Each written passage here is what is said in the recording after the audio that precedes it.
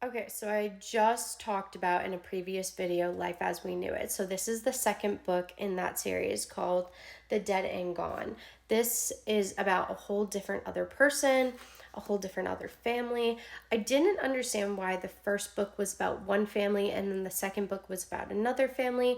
And now I'm currently reading the third book in that series, which I will touch on in a different video, but let's talk about this one first.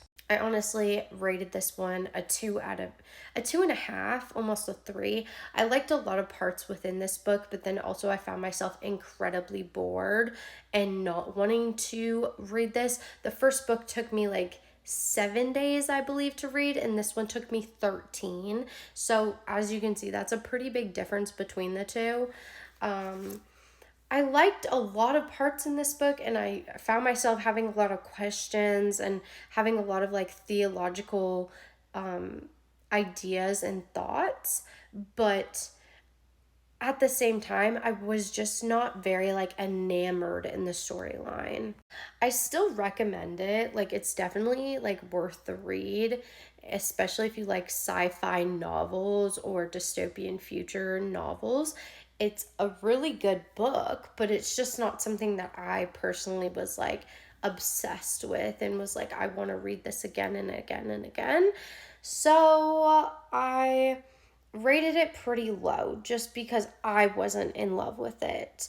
I do think it's really interesting and that anyone could find an interest in it. And also, these are books that, like, literally anyone of any age, well, like 12 and up, could read pretty easily.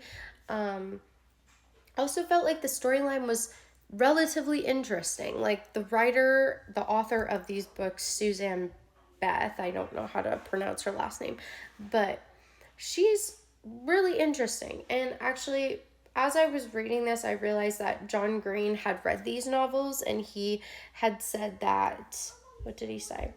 Riveting, this is a dark and scary novel. And John Green is my all-time favorite author. And so, like, when I saw that, I was like, oh, even more so, I think this story will be really good. So, like I said, they're really good novels, just not personally novels. The first one I liked a lot more than the second one. Like, I rated the first one a lot higher on the scale than the second one. So, I think the first book I enjoyed a lot. Like, I would read that again, but honestly, I don't know what I could possibly take away from the first novel after reading the second novel. Like, it's hard to explain. I wouldn't reread the first novel again because what could I take away that I didn't get from the first time reading it? Um, and the second novel, I just wouldn't read again because it just wasn't for me. And like I said, I'm currently reading the third novel, and I'm really interested to see where that storyline takes us.